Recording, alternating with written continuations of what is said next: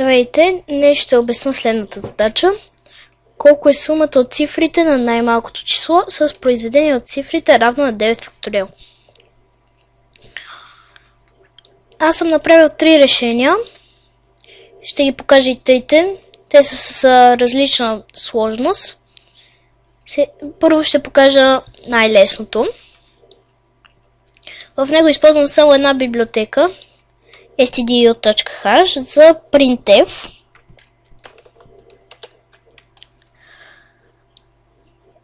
Обясних в предишно видео, че printf и scanf са по-бързи от cin и cout, което би помогнало на по-големите състезатели. Правя си стандартна функция факториал, която ще я използвам, за да намеря колко е 9 факториал. Въпреки че в това решение я използвам точно веднъж, аз съм си направил като функция, защото поне на мене ми е по-лесно да правя рекурсивен факториал и Фибоначи, за да си намирам числата. По-лесно е като код. И сега факториал, неговата редица е следната. Той казва, че едно, ако не е първото число, после ще го умножим по 2 и ще получим 2, 6, 24. И така всъщност едно го умножаваме по 2, по 3, по 4 и получаваме 4 факториал. А 9 факториал е произведението на числото от 1 до 9. И казвам, че ако n ми е единица, параметра, то значи, че Фибоначи от 1 е 1.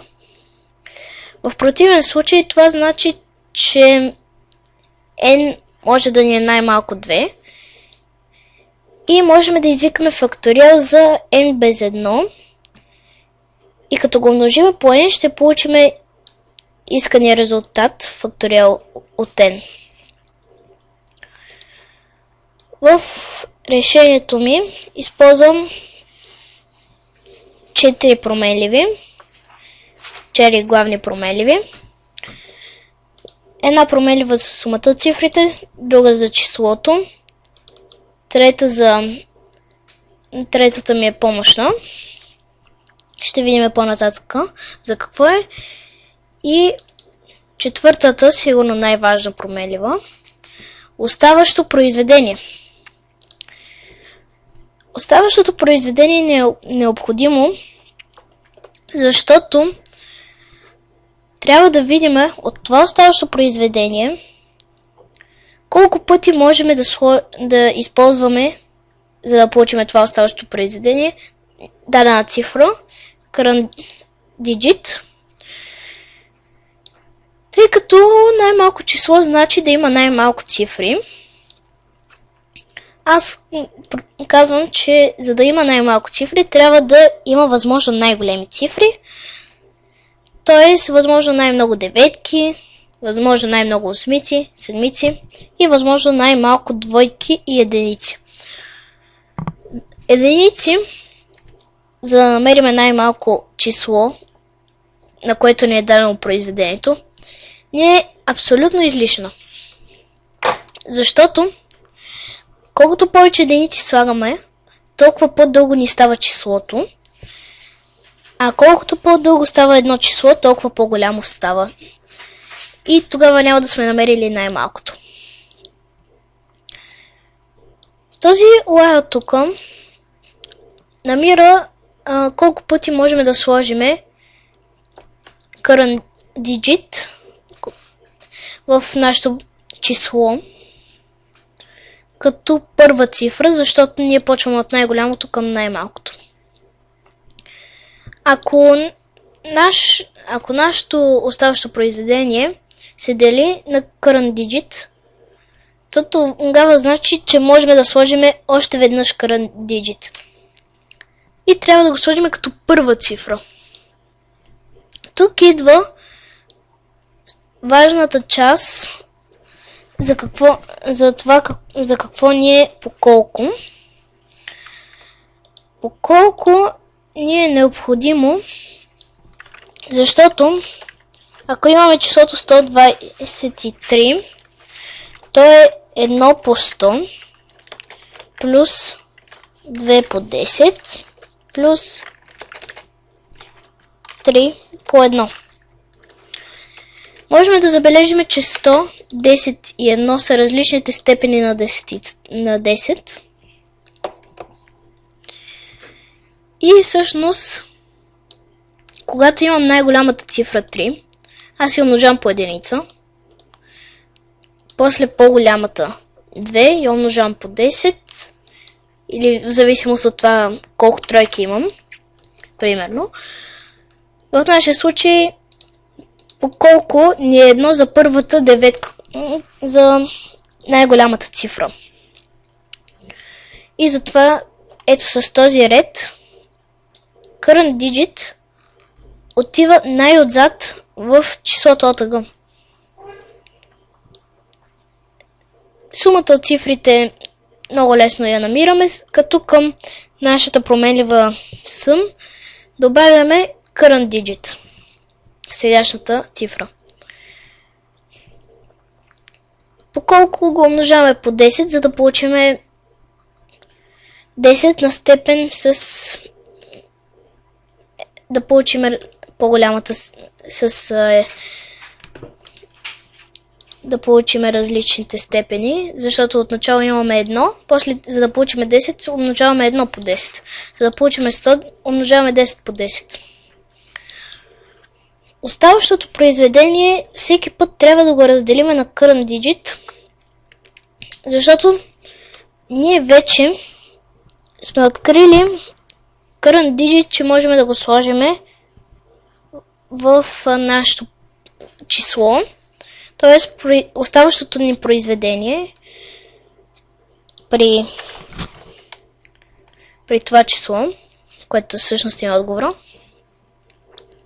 деветката намалява произведението 9 пъти. И всъщност за останалите цифри пред деветката остава 9 факториала разделено на 9. Оказва се, че 8 факториал се дели на 9 и за това 8 факториал го разделяме на 9 и нашето оставащо произведение става все по-малко и по-малко. Докато накрая не го разделиме на 2 и не получим 1. И тъй като сме казали, че current digit може да ни е най-малко 2, това частна единица не слагаме още една единица, че да ни остане пак единица и така безкрай единици. Можем да видим, че ако го променя че да слага и единици, ще стане безкрайно, защото всяко число се дели на 1. И всъщност нашето оставащо произведение винаги ще е кратно на единица. И по този начин намираме сумата и отговора. И чрез форматиран изход с printf отпечатваме нашия изход. Това е доста хитро решение. Има и по-сложни. Ето едно от по-сложните. В него използвам пак std io.hash за printf, но този път използвам и mathash, защото ми трябват функциите cell и for.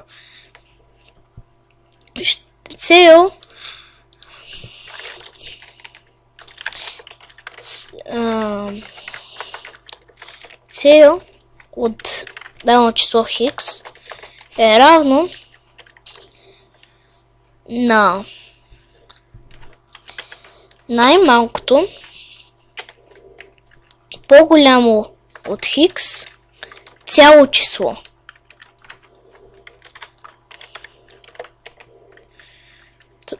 И връща всъщност минималното цяло, което е по-голямо от x. For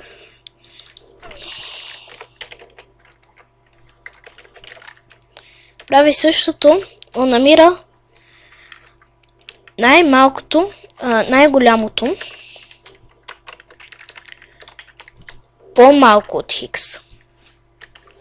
Тези две функции са ни необходими, за да разберем дали хикс ни е цяло число. Ще видим по-нататък защо са ни. Правя си стандартната функция за намиране на факториал.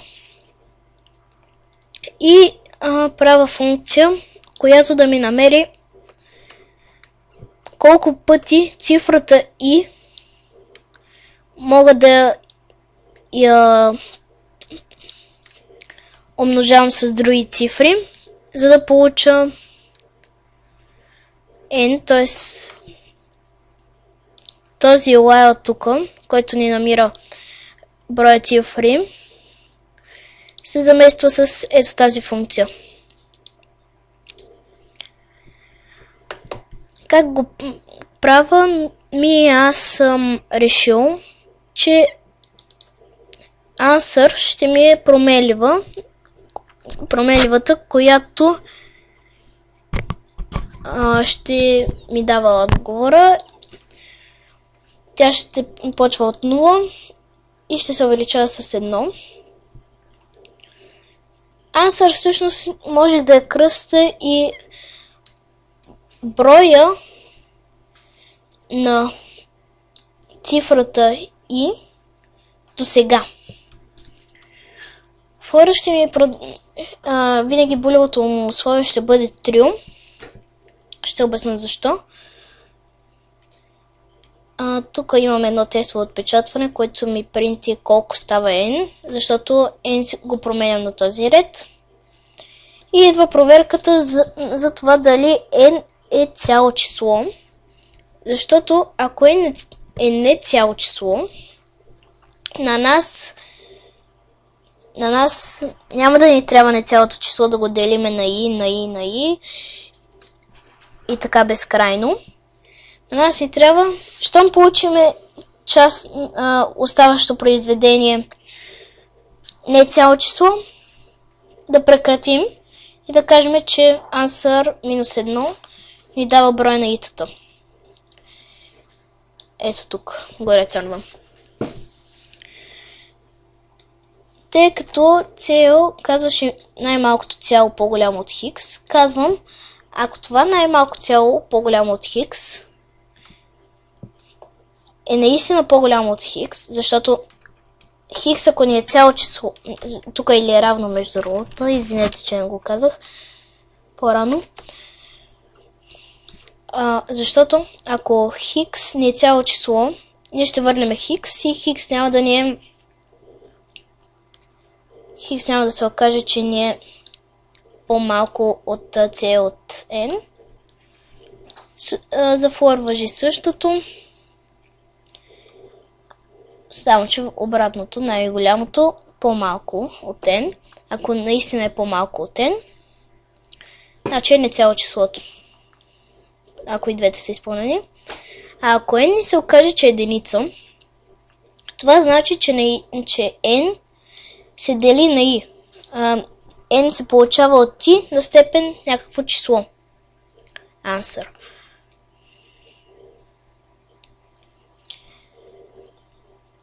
Това е за намиране колко пъти можем да имаме цифрата i в числото, в произведението n.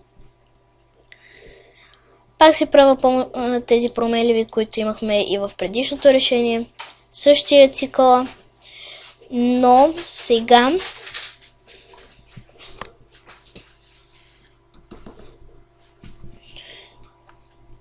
сега имам променливата брой i, която всъщност ми пази колко пъти мога да имам current digit в оставащото ми произведение. Функцията разгледахме. Това е едно тестово отпечатване, което ми казва колко пъти имам всяка цифра. И всъщност за какво произведение съм получил такъв брой. Current digit на брой i ми е променлива, която ми запазва колко е current digit на степен брой.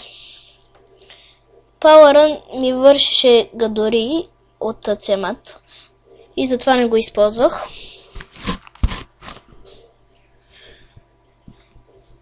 И си го написах ръчно. Този for тук всъщност ни заместваше ето този код, това е. А оставащото произведение, разделено на current digit на степен брой им, можех и да не го намирам тук, ами за всяка цифра, за всяка цифра, можех да го деля на current digit, ето в този форм. Нямаше да промени нещата. Да видим колко бързо работи. Добре. И третото много сложно решение. То е същото като предишното, само че запазвах в string. В string си запазвах числото. Иначе нищо друго. Стандартната функция. Тук съм я коднал useStream, за да използвам cout, защото имах следния проблем. Пробвах printf да ми отпечати чар указател. Тук чар указател, между другото, се бележи ето така. И тъй като един стринг мога да кажа да направя към него указател с тази функция, се пробвах така да го изпринта и се получи това.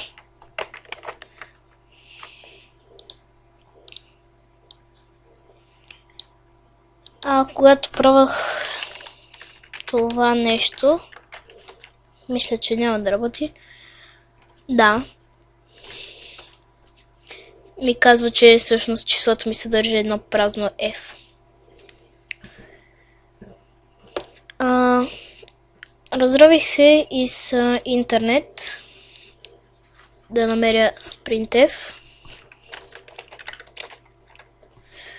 в сайта c++.com.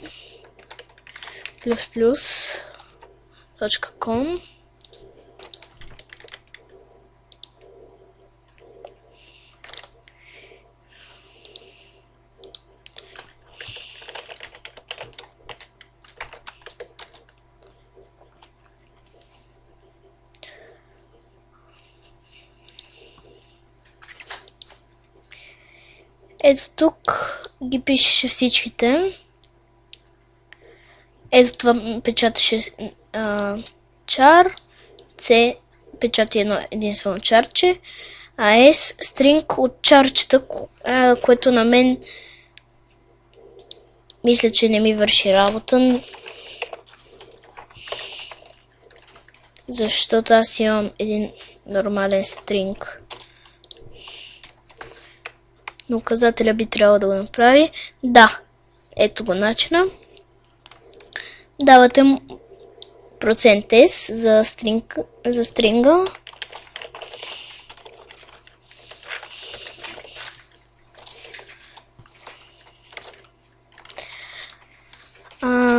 Искате да печатате стринг и му давате началния указател.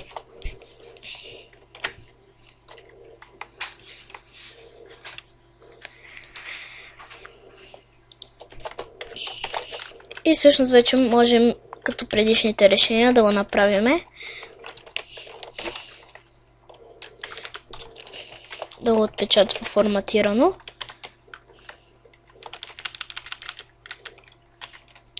А тук std out съм писал, защото не съм написал using namespace std. Ако това го нямаше, дава компилационна грешка веднага, защото казва не знам какво е това out. За string е същото. Ето.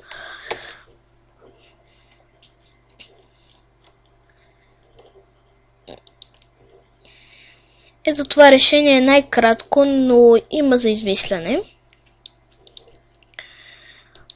Като че ли това най-сложното решение е по моментно, т.е. първото нещо, което си помислиме е да направим това решение. Не знам, оставям на вас да решите кое е най-лесното решение. От мен острието 3 хикса, довиждане.